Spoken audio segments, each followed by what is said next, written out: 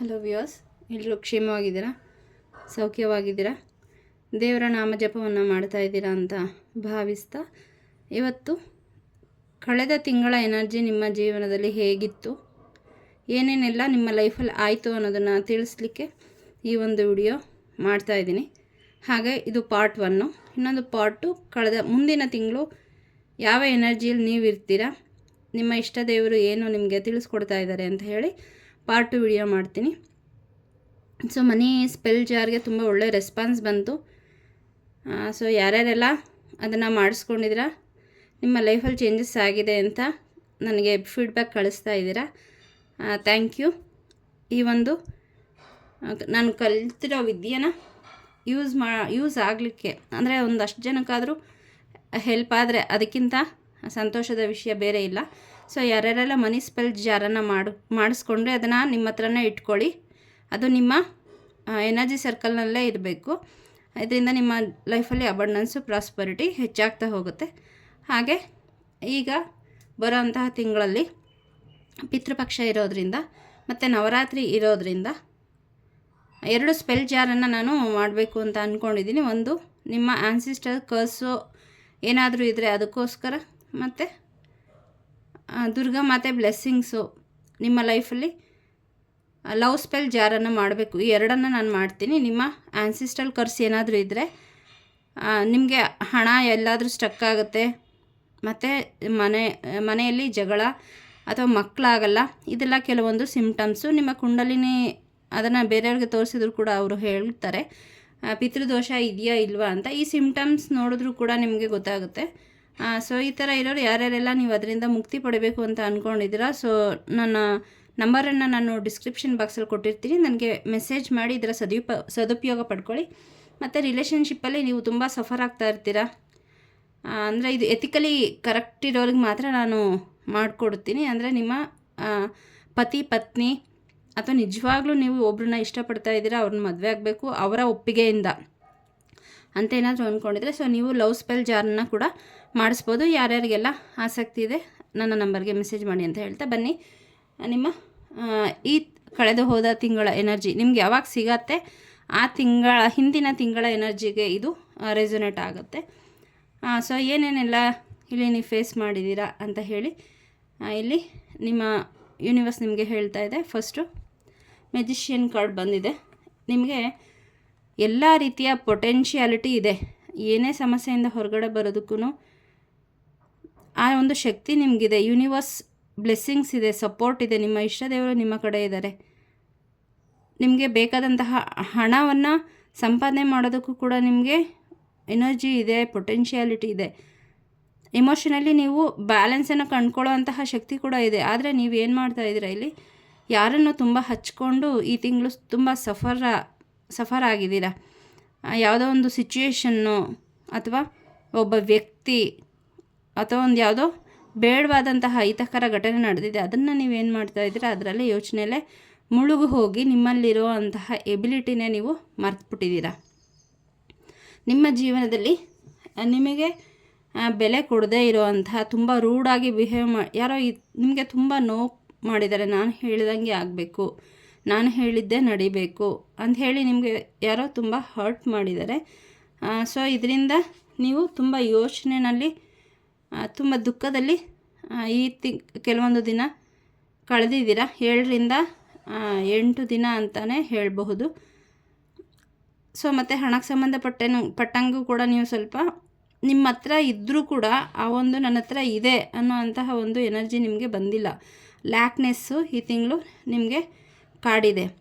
ನಿಮಗಿದೆ, ಆದರೆ ಅದು ಇದೆ ಅನ್ನೋ ಅಂತಹ ಸಂತೋಷ ತೃಪ್ತಿ ನಿಮ್ಮಲ್ಲಿ ಇಲ್ಲ. ನನಗಿನ್ನೂ ಬೇಕು, ನನಗಿನ್ನೂ ಸ್ವಲ್ಪ ಬೇಕಿತ್ತು, ಯಾವುದೋ ಒಂದು ಕಮಿಟ್ಮೆಂಟಲ್ಲಿ ಸಿಗಾಕೊಂಡಿದ್ರಿ, ಇದಕ್ಕೆ ಇನ್ನೂ ಸ್ವಲ್ಪ ಹಣ ಬೇಕಿತ್ತು ಅನ್ನೋಂತಹ ಪರಿಸ್ಥಿತಿಯಲ್ಲಿದ್ದಿರಿ. ಅದನ್ನು ಸಂಪಾದನೆ ಮಾಡೋದಕ್ಕೋಸ್ಕರ ತುಂಬ ಹೋರಾಟ ಮಾಡಿದಿರಿ, ತುಂಬ ಓವರ್ ವರ್ಕ್ ಮಾಡಿದಿರಿ.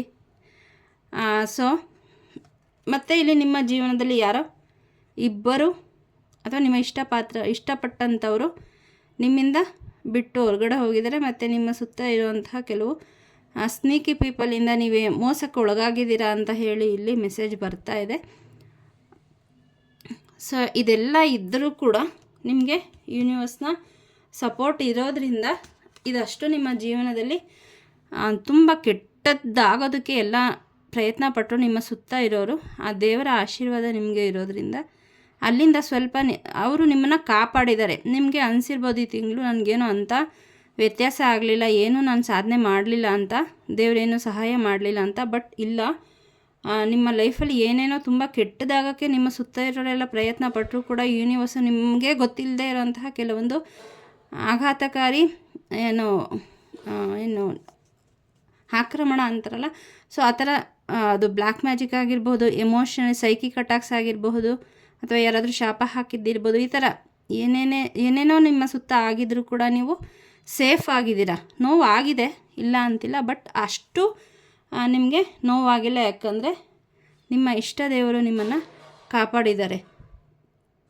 ಸೊ ಅಷ್ಟು ನಿಮಗೆ ಏನೂ ಬೆಳವಣಿಗೆ ಆಗಿಲ್ಲ ಅಂತ ಕಂಡರೂ ಕೂಡ ನೀವು ಬದುಕಿದ್ದೀರಾ. ಮತ್ತು ಎಲ್ಲೂ ಹೊರಗಡೆಯಿಂದ ತುಂಬ ಕೆಟ್ಟದ್ದಾಗೋದ್ರಿಂದ ನಿಮ್ಮನ್ನು ದೇವರು ಕಾಪಾಡಿದ್ದಾರೆ. ನಿಮ್ಮ ಸುತ್ತ ಇರೋರು ಈ ಪರಿಸ್ಥಿತಿಗೆ ನಿಮ್ಮನ್ನು ತರಬೇಕು ಅಂತ ನೋಡಿದ್ರು, ಅಂದರೆ ನಿಮ್ಮನ್ನು ಇರೋ ಜಾಗದಿಂದ ಹೊರಗಡೆ ಹಾಕಬೇಕು, ಏನೋ ನಿಮಗೆ ತೀರಾ ನಿಕೃಷ್ಟವಾದಂತಹ ಜೀವನ ಸಿಗಬೇಕು, ಇವರು ಮುಂದುವರಿಲೇಬಾರ್ದು ಅನ್ನೋ ಅಷ್ಟು ನಿಮಗೆ ಕೆಟ್ಟದನ್ನು ಬಯಸೋರು ಇದ್ದಾರೆ. ಕೆಲವೊಬ್ಬರಿಗೆ ಇಲ್ಲಿ ನೆಗೆಟಿವ್ ಎನರ್ಜಿ ಸೆಂಡ್ ಮಾಡಿರೋದು ಕೂಡ ನನಗಿಲ್ಲಿ ಕಾಣಿಸ್ತಾ ಇದೆ. ಈ ಒಂದು ಪರಿಸ್ಥಿತಿಗೆ ನಿಮ್ಮನ್ನು ತಳ್ಳಬೇಕು ಅಂತ ತುಂಬ ಪ್ರಯತ್ನ ಪಟ್ಟಿದ್ದಾರೆ. ಸೊ ಆದರೂ ಕೂಡ ನೀವು ಒಂದು ಸುಭದ್ರವಾದ ಕೋಟೆಯಿಂದ ಏನಾಗಿದ್ದೀರಾ, ನೀವು ರಕ್ಷಣೆಯನ್ನು ಪಡ್ಕೊಂಡಿದ್ದೀರಾ. ನಿಮ್ಮ ಜೀವನಕ್ಕೆ ತುಂಬ ಮೇಲೂ ಹೋಗ್ದಂಗೆ ತುಂಬ ಕೆಳಗಡೆನೂ ಬರ್ದಂಗೆ ಒಂದು ಮಧ್ಯಸ್ಥ ಜೀವನವನ್ನು ನೀವು ಈ ತಿಂಗಳು ನಡೆಸಿದ್ದೀರಾ. ನಿಮ್ಮ ಜೀವನಕ್ಕೆ ಏನು ಅವಶ್ಯಕತೆ ಇತ್ತು, ನಿಮ್ಮ ಫ್ಯಾಮಿಲಿಗೆ ಏನು ಅವಶ್ಯಕತೆ ಇತ್ತು, ಅದಕ್ಕಂತೂ ದೇವರು ನಿಮಗೆ ಮೋಸ ಮಾಡಿಲ್ಲ, ಕಾಪಾಡಿಕೊಂಡು ಬಂದಿದ್ದಾರೆ. ಇನ್ನು ಅದನ್ನು ಇಲ್ಲಿ ನೋಡಿ, ಈ ಕತ್ತಿಯಿಂದ ನಿಮಗೇನಾಗಿದೆ, ಈ ಎಮೋಷ್ನಲ್ಲು ಮತ್ತು ಸೈಕಿಕ್ ಅಟ್ಯಾಕ್ಸು ಇದನ್ನೆಲ್ಲ ಯೂನಿವರ್ಸು ಕಟ್ ಮಾಡಿದೆ. ನಿಮಗೂ ಕೂಡ ಮಾನಸಿಕ ಸ್ಥೈರ್ಯವನ್ನು ತುಂಬಿದೆ. ಏನೇ ಕಷ್ಟ ಬಂದರೂ ಕೂಡ ಆ ಕ್ಷಣದಲ್ಲಿ ನಿಮಗೆ ನೋವಾಗ್ತಾ ಇತ್ತು, ಮತ್ತು ಯಾಕೆ ಹಿಂಗೆ ಮಾಡ್ತಿದ್ದಾರೆ ದೇವರು ಅಂತ ನೀವು ಹತ್ತಿದ್ದು ಇದೆ. ಆದರೆ ಆ ಕ್ಷಣದಲ್ಲೇ ಮತ್ತೆ ಸ್ವಲ್ಪ ಹೊತ್ತಾದ ತಕ್ಷಣ ಮತ್ತೆ ನೀವು ನಾರ್ಮಲಿಟಿಗೆ ಬಂದಿದ್ದೀರಾ. ಸೊ ಅದು ನಿಮ್ಮದಲ್ಲ, ದೇವರ ಆಶೀರ್ವಾದ. ಅವರು ನಿಮ್ಮನ್ನು ಏನು ಮಾಡ್ತಾಯಿದ್ದಾರೆ, ಹೊರಗಡೆ ಕರ್ಕೊಂಬರ್ತಿದ್ದಾರೆ. ಸ್ಟೆಬಿಲಿಟಿ ನಿಮ್ಮ ಜೀವನದಲ್ಲಿ ಅವರು ಕೊಟ್ಟಿದ್ದಾರೆ. ಅವ್ರಿಗೆ ನಿಮಗೆ ನೀವು ಅಂದ್ಕೊಂಡಿರ್ಬೋದು, ದೇವರು ನನ್ನ ಮೊರೆ ಕೇಳಿಸ್ಕೊತಾ ಇಲ್ಲ, ಪದೇ ಪದೇ ಹೊಡೆತ ಕೊಡ್ತಾ ಇದ್ದಾರೆ, ಪದೇ ಪದೇ ನನಗೆ ನೋವೇ ಸಿಗ್ತಾ ಇದೆ ಅಂತ. ಬಟ್ ನಿಮಗೆ ಗೊತ್ತಿಲ್ಲದೆ ಎಲ್ಲ ಇರೋವಂತಹ ಯಾವುದೋ ಒಂದು ದೊಡ್ಡ ಹೊಡೆತದಿಂದ ನಿಮ್ಮನ್ನು ದೇವರು ಈ ತಿಂಗಳು ನಿಮ್ಮನ್ನು ಕಾಪಾಡಿದ್ದಾರೆ. ಸೊ ನಿಮ್ಮ ಇಷ್ಟ ದೇವರ ಹೆಸರನ್ನು ಕಮೆಂಟಲ್ಲಿ ಕಮೆಂಟ್ ಮಾಡಿ, ಖಂಡಿತ ಅವರು ನಿಮ್ಮ ಜೊತೆ ಇದ್ದಾರೆ. ನಿಮಗೆ ಅದು ಹಿಂದೆ ಏನೇನು ನಡೀತಾ ಇದೆ ಅಂತ ಅದು ಕಲ್ಪನೆ ಕೂಡ ನಿಮಗೆ ಇಲ್ಲ ನನಗೆ ಇಲ್ಲಿ ಗೂಸ್ ಬಂಪ್ ಬರ್ತಾ ಇದೆ. ಸೊ ನಿಮ್ಮನ್ನು ಎಷ್ಟು ನನಗೆ ಪದೇ ಪದೇ ಅದೇ ಬರ್ತಾಯಿದೆ, ತುಂಬ ದೊಡ್ಡ ಹೊಡೆತದಿಂದ ದೇವರು ನಿಮ್ಮನ್ನು ಕಾಪಾಡಿದ್ದಾರೆ. ಸೊ ಇವನ್ ನನಗೆ ಯಾರೋ ತುಂಬ ಅಳ್ತಾ ಇದ್ದೀರಾ, ಅದು ನನಗೆ ಸೆನ್ಸ್ ಆಗ್ತಾಯಿದೆ, ನನಗೂ ಕೂಡ ಅಳು ಬರ್ತಾ ಇದೆ. ಸೊ ಇಲ್ಲ, ಅಷ್ಟೊಂದೆಲ್ಲ ನೆಗೆಟಿವ್ ಆಗಿ ಹೋಗ್ಬಿಡಿ, ದೇವರು ನಿಮ್ಮನ್ನು ಕಾಪಾಡಿದ್ದಾರೆ. ಜೀವ ಇದ್ದರೆ ಮುಂದಕ್ಕೆ ನೀವು ಏನೇ ಬೇಕಾದರೂ ಸಂಪಾದನೆ ಮಾಡಿಕೊಡ್ಬಹುದು, ಖಂಡಿತ ಅದೆಲ್ಲ ವಾಪಸ್ ಬರುತ್ತೆ. ಇಲ್ಲಿ ನಿಮಗೆ ಜಸ್ಟಿಸನ್ನು ಕೂಡ ಇಲ್ಲಿ ನಿಮಗೆ ದೇವರು ಇನ್ನು 11 ವಾರ 11 ತಿಂಗಳು 11 ದಿನದಲ್ಲೇ ನಿಮಗೆ ಸಿಗ್ತಾ ಇದೆ. ಅಂದರೆ ಮುಂದಿನ ತಿಂಗಳು ಪಾರ್ಟ್ 2 ರೀಡಿಂಗಲ್ಲಿ ನೋಡೋಣ ಏನು ಬರುತ್ತೆ ಅಂತ.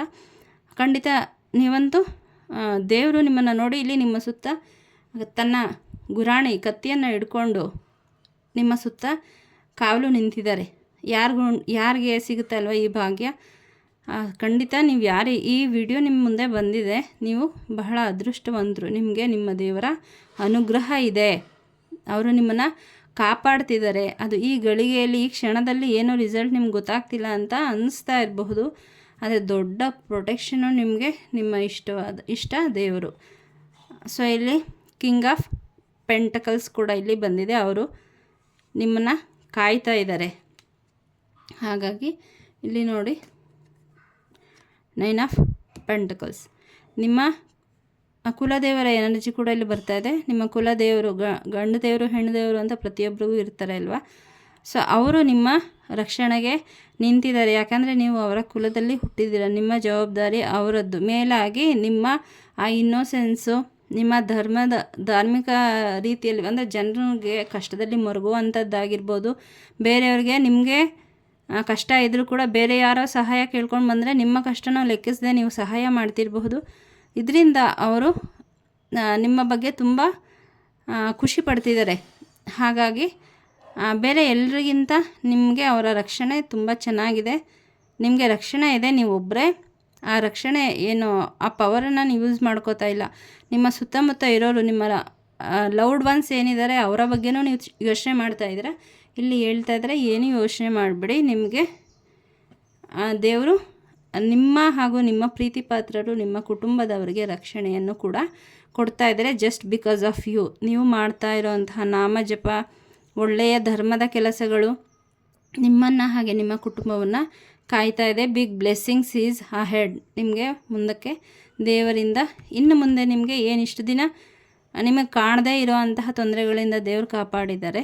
ಮುಂದಕ್ಕೆ ಅವರು ಏನೇನು ಮಾಡಿದ್ರು ಅಂತ ನಿಮಗೆ ಇಲ್ಲಿ ಗೊತ್ತಾಗ್ತಾ ಹೋಗುತ್ತೆ. ಯಾವುದ್ಯಾವುದರಿಂದ ಹೊರಗಡೆ ತೊಗೊಂಬಂದರು, ಏನೇನೆಲ್ಲ ಮಾಡಿದ್ದಾರೆ ಅಂತ ನೀವು ಆಶ್ಚರ್ಯ ಆಗುವಂತಹ ಒಂದು ಪರಿಸ್ಥಿತಿ ಪಾಸಿಟಿವ್ ಆಗಿ ನಿಮ್ಮ ಮುಂದೆ ಬರ್ತಾ ಹೋಗುತ್ತೆ.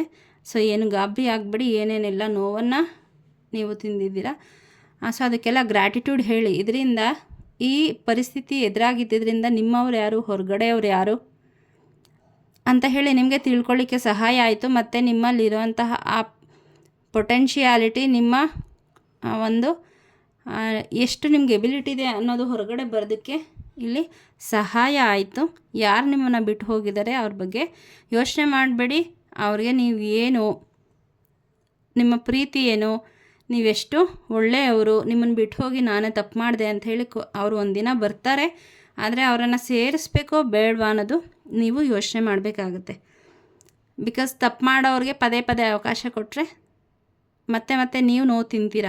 ಅವ್ರು ಬರ್ತಾರೆ, ಅವ್ರಿಗೆ ಏನಾಗಬೇಕು ಮಾಡ್ಕೋತಾರೆ, ಹೋಗ್ತಾರೆ. ನಿಮ್ಮ ಎನರ್ಜಿ ವೇಸ್ಟ್ ಆಗುತ್ತೆ, ನಿಮ್ಮ ಟೈಮ್ ವೇಸ್ಟ್ ಆಗುತ್ತೆ, ನಿಮ್ಮ ಫೀಲಿಂಗ್ಸ್ಗೆ ಬೆಲೆ ಇರೋದಿಲ್ಲ. ಸೆಲ್ಫ್ ಲವ್ ಅನ್ನೋದು ನಿಮ್ಮ ಜೀವನದಲ್ಲಿ ಇರೋದಿಲ್ಲ. ಹಾಗಾಗಿ ಒಂದು ಬೌಂಡ್ರಿನ ಕ್ರಿಯೇಟ್ ಮಾಡ್ಕೊಳ್ಳಿ. ಯಾರನ್ನು ಸೇರಿಸ್ಬೇಕು, ಯಾರನ್ನು ಸೇರಿಸಬಾರ್ದು ಅನ್ನೋದನ್ನು ನೀವೇ ನಿರ್ಧಾರ ಮಾಡಿ ಅವ್ರಿಗೆ ಅವಕಾಶವನ್ನು ಕೊಟ್ಟು ಆಮೇಲೆ ನೀವು ನೋವು ತಿನ್ನೋದಕ್ಕಿಂತ ಮೊದಲೇ ಅವರು ಕಲಿಸಿದಂತಹ ಪಾಠವನ್ನು ಕಲಿತ್ಕೊಂಡು ಅವರನ್ನು ಬ್ಲೆಸ್ ಮಾಡಿ. ಹಿಂಗೆ ನನಗೆ ನೀನು ತೊಂದರೆ ಕೊಟ್ಟೆ ಅಂತ ಹೇಳಿ ಶಪಿಸ್ಬೇಡಿ. ಇದರಿಂದ ನಿಮಗೆ ಬ್ಯಾಡ್ ಕರ್ಮ ಸೃಷ್ಟಿ ಆಗತ್ತೆ. ನಾವು ಈ ಭೂಮಿ ಮೇಲೆ ಬಂದಿರೋದು ನಮಗಿರೋಂತಹ ಕೆಟ್ಟ ಕರ್ಮವನ್ನು ಮಾಡಿರೋಂತಹ ಪಾಪ ಕೆಲಸಗಳನ್ನು ರಿಲೀಸ್ ಮಾಡಿ ಪುಣ್ಯವನ್ನು ಕಟ್ಕೊಳ್ಳೋಕ್ಕೆ. ಹಾಗಾಗಿ ಮತ್ತು ಯಾರಿಗೆ ನೀವು ಏನೇ ಶಪಿಸಿದ್ರು ಕೂಡ ಅದು ಮುಂದಕ್ಕೆ ಮತ್ತೆ ನಿಮಗೆ ಒಂದು ರೌಂಡ್ ಬಂದ ಮೇಲೆ ಅಲ್ಲಿ ಪರ್ವತದ ಥರ ಅದು ನಿಂತಿರುತ್ತೆ. ಬ್ಲೇಮ್ ಮಾಡೋದು, ಕರ್ಸ್ ಮಾಡೋದು ಇದೆಲ್ಲ ಎಲ್ಲಿಗೂ ಹೋಗಲ್ಲ, ಅಲ್ಲೇ ಇರುತ್ತೆ, ಮತ್ತು ನಮಗೆ ವಾಪಸ್ ಬರುತ್ತೆ. ನಾವೇನು ಕೊಡ್ತೀವಿ ಅದೇ ಬರುತ್ತೆ. ಸೊ ಅವ್ರು ನಿಮಗೆ ಪಾಠ ಕಲಿಸಿದ್ದಾರೆ, ಅದಕ್ಕೆ ಅವ್ರಿಗೆ ಥ್ಯಾಂಕ್ಸ್ ಹೇಳಿಬಿಟ್ಟು ಅವರನ್ನು ಫರ್ಗಿವ್ ಮಾಡಿ.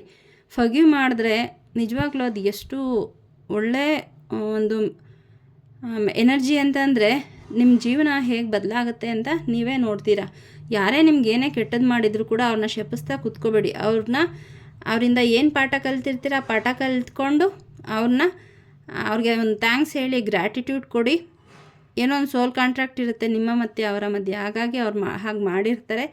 ಬಟ್ ಅವರ ಕರ್ಮನ ಅವರು ಫೇಸ್ ಮಾಡ್ತಾರೆ. ಬಟ್ ನಿಮ್ಮ ಕರ್ಮ ನೀವು ಮಾಡ್ತಾ ಹೋಗಿ, ಒಳ್ಳೆ ಕೆಲಸನ ಮಾಡ್ತಾ ಹೋಗಿ. ಅದರ ಒಂದು ಈಗ ನಿಮಗೆ ಅದು ಕಾಣಿಸ್ದೇ ಹೋದರೂ ಕೂಡ ಅದು ನಿಮಗೆ ಮುಂದಕ್ಕೆ ಖಂಡಿತ ಅದರಿಂದ ನಿಮಗೆ ಒಳ್ಳೆಯದಾಗತ್ತೆ. ಕೆಟ್ಟ ಕರ್ಮ ಅಂತೂ ಮಾಡಬೇಡಿ, ಯಾರನ್ನೂ ಶಪಿಸ್ಬೇಡಿ, ಬೈಬೇಡಿ, ಶಾಪ ಹಾಕಬೇಡಿ. ಮತ್ತು ಜಲಸ್ಸು, ಅಯ್ಯೋ ನನಗಾಗ್ತಾಯಿಲ್ಲ ನಿಂಗಾಗ್ತಾಯಿದೆ ಅಂತ ಅಂದರೆ ಅದೇ ಮತ್ತೆ ನಿಮಗೆ ವಾಪಸ್ ಬರುತ್ತೆ. ಹಾಗಾಗಿ ಆ ಪಾಸಿಟಿವ್ ಮೈಂಡಲ್ಲಿರಿ. ಕಳೆದ ತಿಂಗಳು ಆಯಿತು, ಅದನ್ನೆಲ್ಲ ರಿಲೀಸ್ ಮಾಡಿ ಪ್ರತಿ ತಿಂಗಳ ಕೊನೆಯಲ್ಲಿ ಗ್ರ್ಯಾಟಿಟ್ಯೂಡ್ ಬರೀರಿ. ಆ ತಿಂಗಳಲ್ಲಿ ಏನೆಲ್ಲ ಆಯಿತು, ಒಳ್ಳೆಯದು ಕೆಟ್ಟದ್ದು, ಒಳ್ಳೆಯದಕ್ಕೂ ಥ್ಯಾಂಕ್ಸ್ ಹೇಳಿ ಮತ್ತು ಕೆಟ್ಟದಕ್ಕೂ ಕೂಡ ಥ್ಯಾಂಕ್ಸ್ ಹೇಳಿ ಅದನ್ನು ಬರೆದು ಹೋದ ತಿಂಗಳಿಗೆ ಥ್ಯಾಂಕ್ಸನ್ನು ಹೇಳಿ, ಬಂದಿದ್ದಕ್ಕೂ ಥ್ಯಾಂಕ್ಸ್ ಹೇಳಿ, ಹೋಗಿದ್ದಕ್ಕೂ ಥ್ಯಾಂಕ್ಸ್ ಹೇಳಿ. ಮತ್ತು ಬರೋವಂತಹ ಮುಂದಿನ ತಿಂಗಳಲ್ಲಿ ನಿಮ್ಗೆ ಏನೇನು ಆಗಬೇಕು ಅಂತ ಹೇಳಿ ಒಂದು ಗ್ರ್ಯಾಟಿಟ್ಯೂಡ್ ಜರ್ನಲನ್ನು ನಂಬರ್ ಹಾಕ್ಕೊಂತ ಬರ್ಕೊಂಡು ಹೋಗಿ. ತಿಂಗಳ ಹೆಸರು ಬರೀರಿ.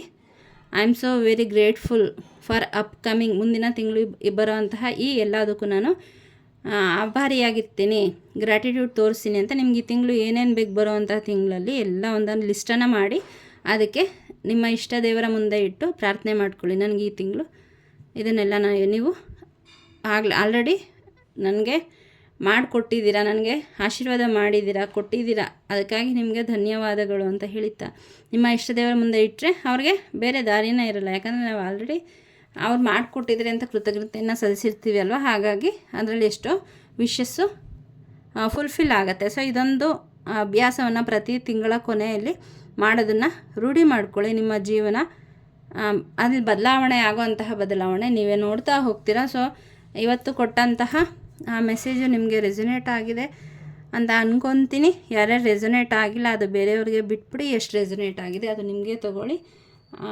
ಯಾರ್ಯಾರೆಲ್ಲ ಸಬ್ಸ್ಕ್ರೈಬ್ ಮಾಡಿಲ್ಲ ಪ್ಲೀಸ್ ಸಬ್ಸ್ಕ್ರೈಬ್ ಮಾಡಿ. ಯಾರೇ ಸಬ್ಸ್ಕ್ರೈಬ್ ಮಾಡಿದ್ದೀರಾ ಥ್ಯಾಂಕ್ ಯು.